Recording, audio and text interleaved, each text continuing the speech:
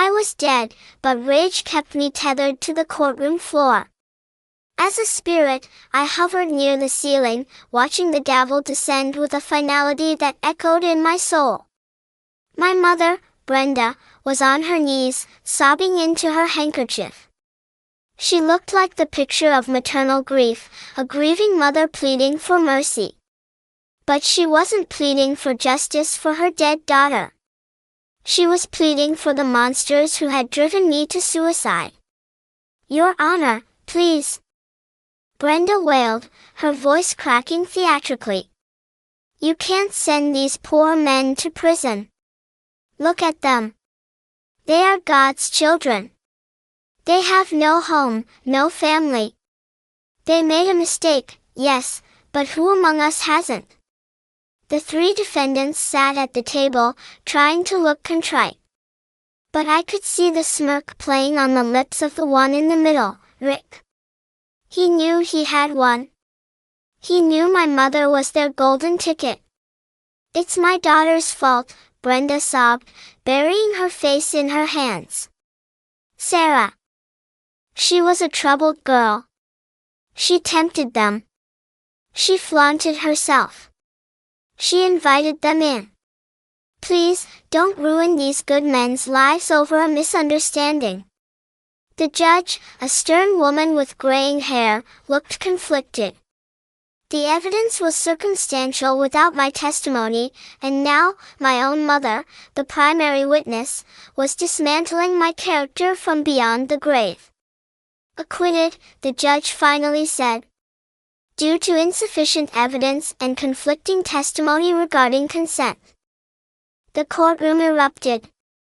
My mother rushed to hug Rick, sobbing tears of joy. "Oh, thank God. Thank God justice prevailed." I screamed, but no sound came out. I watched as the internet tore my memory apart. What a whore. Drugging 3 guys? She must have been desperate. She had AIDS, didn't she? Maybe she wanted revenge on society. Good thing she killed herself. Even her own mom hates her. The rage consumed me. It burned brighter than the fluorescent lights, hotter than the shame I had carried for a year. I wanted to tear the world down. I wanted them to suffer. And then, the world shattered. Chapter 2, The Return. I gasped, my lungs filling with air that smelled of lavender and pine sol. I opened my eyes. I was standing in the living room of my childhood home.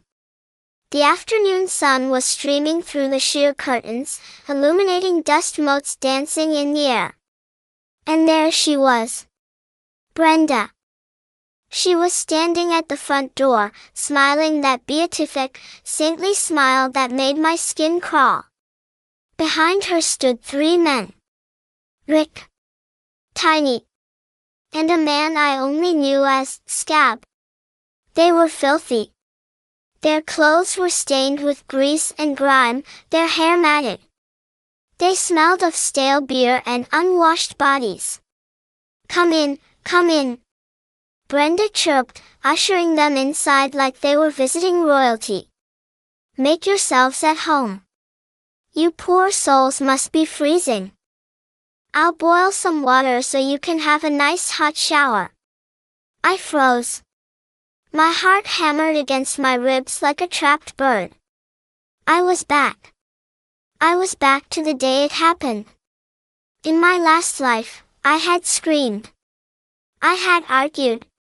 I had blocked the door. "Mom, are you crazy? You can't let strangers in. It's dangerous."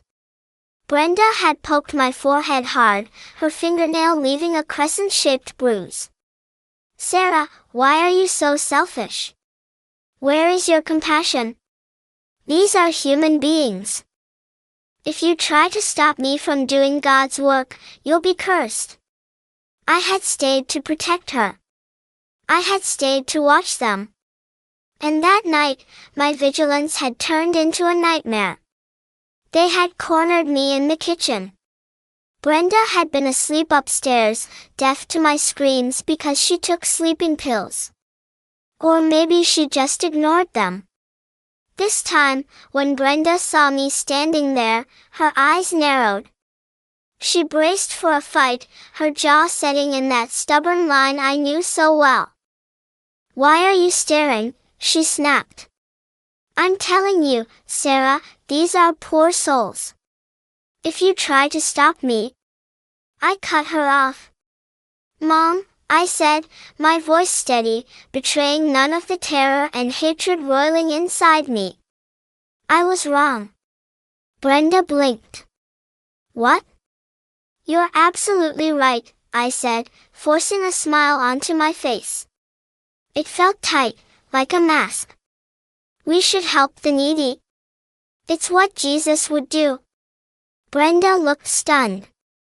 She had prepared a sermon about my selfishness, and I had just stolen her thunder.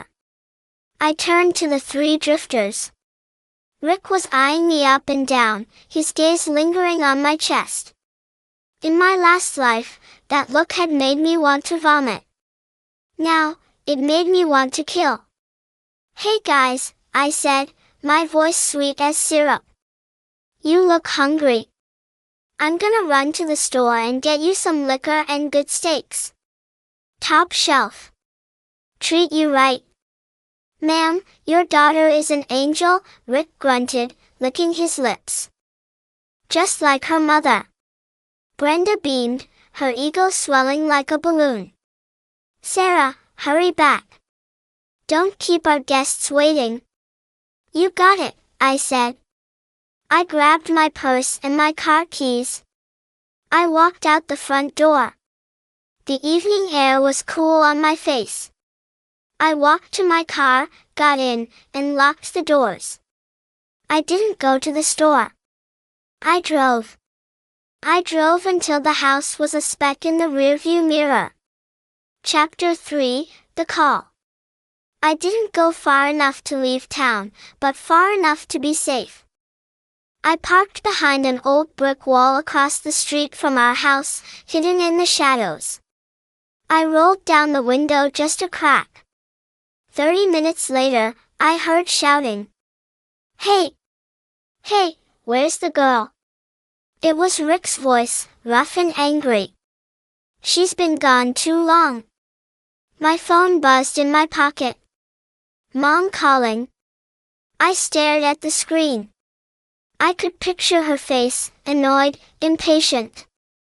She probably wanted to know where the whiskey was. I declined the call. Then I powered the phone off.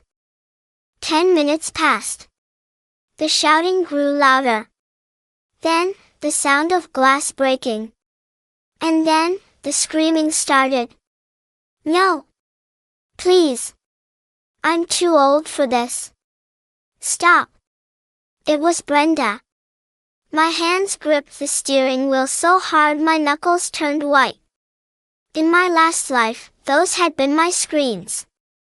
"Ideally, we wanted the daughter," Rick's voice drifted through the open window of the house. "But since she ditched us, you'll have to do, lady. Keep us entertained until she gets back. Maybe we won't hurt you too bad." A part of me, the old Sarah, the one who tried to be good, wanted to call 911. I knew they had HIV. I knew what they were capable of. My finger hovered over the keypad of my burner phone. Then I heard Brenda sobbing. "I'll bear it. I'll go find my daughter. I'll give her to you instead. Just let me go. She's young. She's pretty. Take her." My finger froze. A chill went down my spine that had nothing to do with the night air. She was bargaining with my life. She was willing to trade me to save herself. I slid the phone back into my pocket. "If you want to go to hell, Mom," I whispered to the dark windshield, "enjoy the trip alone." I started the car and drove away. I checked into a cheap motel near my university campus, paid cash, and stared at the ceiling until dawn. Chapter 4, The Hypocrisy. The next morning, I turned my phone on. It exploded with notifications. 50 missed calls. 20 voicemails. All from Brenda. I waited until noon to call her back. "Sarah. Where the hell are you?" She was hysterical. Her voice was raw, hoarse. "Do you know what happened? Those animals, they raped me. All of them. You have to call the police for me. I can't move." I leaned back against the headboard, examining my fingernails. "Mom, calm down," I said, channeling her voice from my past life perfectly. "They're men. Men have needs. We have to be understanding, right? It's charity." Silence on the other end. "What?" Brenda choked out. "Are you crazy? Your own mother was violated and you're defending them?" "I'm just listening to your teachings, Mom," I said smoothly. "Selflessness. Altruism. Remember? What's the use of a woman if she can't comfort a man? You said that to me when I complained about my ex-boyfriend pushing boundaries. You." She sputtered, unable to comprehend her own logic being used against her. "Forget that. Come back and take me to the hospital. I'm bleeding. And it burns down there. I think they gave me something." I knew exactly what they gave her. The burning was the least of her problems. "Mom, don't waste public medical resources," I recited. "Remember when I broke my arm and you said hospitals were for dying people? There are dandelions in the backyard. You always said they were anti-inflammatory. Just boil some with water and wash yourself off. You'll be fine. Sarah. I am your mother. And I am your daughter. The one you offered to trade last night." I hung up. She didn't call back for days. It baffled me. When I was the victim, she preached forgiveness and submission. When she was the victim, suddenly it was a crime against humanity. Chapter 5, The Brother's Dilemma. A week later, my brother Sam called. Sam was sweet, but spineless. He had always lived in Brenda's shadow, terrified of her disapproval. "Sarah," he sobbed into the phone. "I want to die. Jessica cheated on me. She's pregnant with some other guy's baby but says it's mine." I sighed. Jessica. My brother's girlfriend. A piece of work who made Brenda look almost reasonable. "Where are you?" I asked. "My apartment." "She's here. She's trashing the place." I rushed to Sam's apartment. It was a nice place in the city, paid for by his tech job. As soon as I walked in, I heard Jessica screaming. "Sam, are you a man or not? You got me knocked up and now you won't take responsibility." Sam was cowering in the corner of the living room. "The dates don't match, Jess. I wasn't even in town that week. I was at the conference." Jessica got in his face, poking his chest. "What do you know about dates? This is your kid. You just want to dump me? Fine. Give me 50 grand for a breakup fee and I'll abort it. Otherwise, I'm keeping it and suing you for support." That was her play. Jessica was trashy and loud, but she knew how to manipulate Sam. She reached for Sam's wallet on the table. Before she could touch it, I snatched it away. "Get out," I said calmly. Jessica spun around. "Who the hell are you?" "I'm the sister who isn't afraid of you," I said. "In the last life, This woman ruined Sam. The baby belonged to a rich sugar daddy she was seeing on the side. Brenda had pressured Sam to marry her anyway because a baby is a blessing and family sticks together.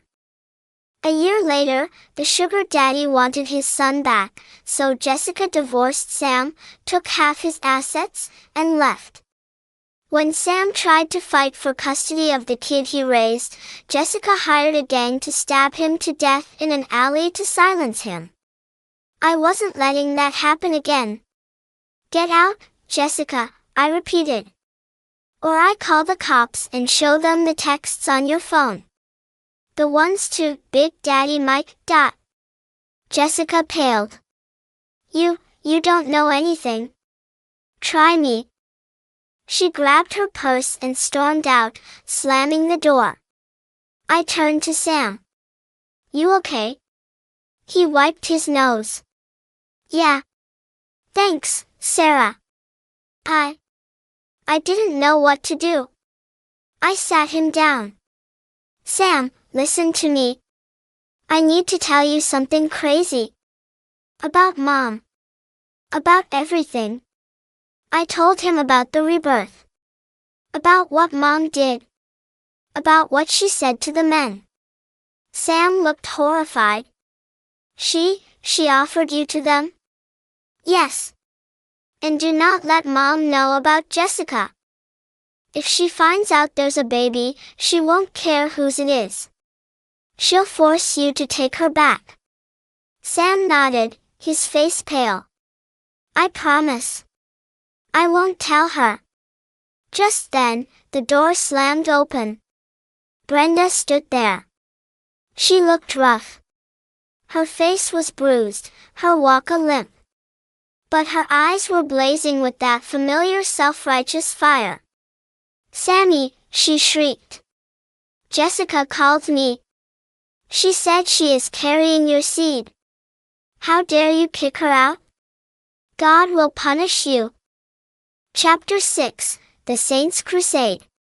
Sam looked at me, panic in his eyes. Mom, it's not mine. She cheated. Nonsense. Brenda waved her hand dismissively. Women don't cheat. Only men cheat. She made a mistake because you weren't attentive enough. And besides, a baby is a baby. It's a gift from God. You will marry her, and you will raise that child. No, I said, stepping between them. He won't. Brenda glared at me. You again. The ungrateful daughter who left her mother to die. I should have known you'd poison your brother. I saved myself, I said. And now I'm saving him. Saving him? Brenda laughed bitterly. By making him abandon his responsibilities? Jessica is a good girl. She's lost. We need to guide her. She's a grifter, Mom. Just like the homeless men you brought home were predators. You just want to feel like a savior, no matter who gets hurt. Brenda slapped me. It was weak, but it stung. Get out of my sight, she hissed. Both of you. If you don't do the right thing, I will disown you. Sam stood up. For the first time in his life, he looked angry. Do it, he said. Brenda froze. What? Disown us, Sam said, his voice shaking but firm. I'm done, Mom. Sarah told me what you did. You traded her to save yourself. You're a monster. Brenda gasped, clutching her chest. How dare you? I am a victim. I suffered.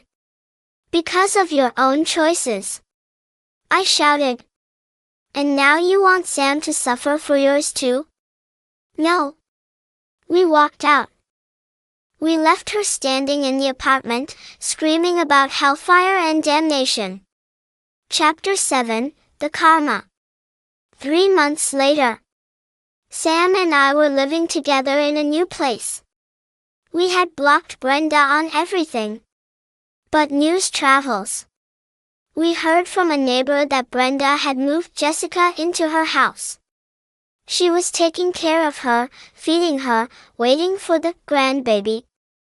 She was parading Jessica around church, telling everyone how she was saving a fallen woman and how her cruel children had abandoned them. Then, the baby was born. It was a boy. And he looked nothing like Sam.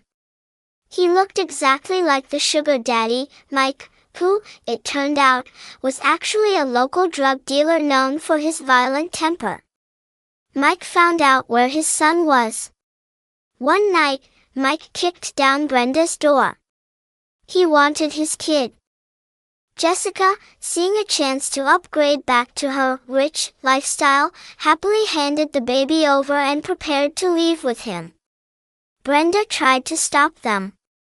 "This is my grandson," she screamed, blocking the door. "I raised him in the womb. You can't take him." Mike didn't have time for speeches. He pistol whipped her. Brenda fell, shattering her hip. She lay there for 2 days before a neighbor heard her crying and called the police. Chapter 8, The End. I went to visit her in the hospital. Not to help. Just to see. She looked small in the hospital bed. Broken. The doctors said the HIV from the assault months ago had progressed rapidly because she refused to take medication. "God will heal me," she had said. Combined with the hip injury and infection, she was fading fast. She looked at me, her eyes cloudy. "Sarah," she whispered. "You came." "I came to say goodbye," I said. "Take me home," she pleaded. "Please. I don't want to die here. Take care of me. It's your duty." I looked at her. I saw the woman who testified against me in court. I saw the woman who offered me to rapists. I saw the woman who tried to ruin my brother. "No," I said. "But I'm your mother," she wept. "I forgave you for running away. Why can't you forgive me?" "Because you never learned," I said. "You think you're a saint, Mom. But saints sacrifice themselves. You sacrificed everyone else." I walked to the door. "Sarah!" She screamed, her voice gaining a momentary, terrifying strength. "If you leave me, I curse you. I curse you." I paused. I looked back one last time. "You already did," I said. "And I broke it." I walked out. I bought Sam a steak dinner that night. We toasted to freedom. And Brenda? She died alone, surrounded by nurses who were just doing their jobs, with no family to hold her hand. Just the way she deserved.